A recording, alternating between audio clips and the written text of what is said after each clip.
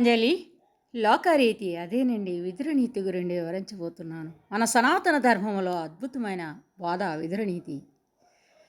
ఈయన విదురుడు వ్యాస మహర్షికి అంబిక అనేటువంటి మహారాణి దగ్గర పనిచేసే పరిశ్రమకి యమధర్మరాజు అంశతో జన్మించాడు.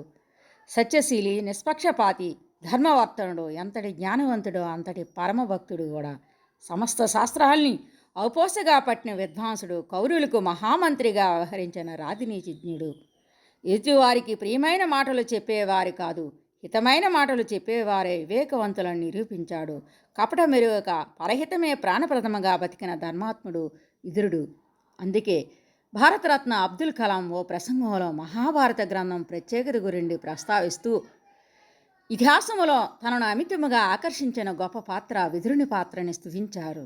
ఎవరి ప్రలోభాలకు లొంగని, ఎవరి ఆధిపత్యానికి బెదరని దృఢమైన వ్యక్తిత్వం విదురుని సొంతమని శ్లాఘించారు. కలాం గారు మాటలు అక్షర సత్యం. లోక నడవడిని లోతుగా విశ్లేషిస్తూ నైతిక విలువలను నిర్దేశిస్తూ సాగిన ప్రబోధ రత్నాకరమే నేటి మానవాళికి ఆచరణీయమే.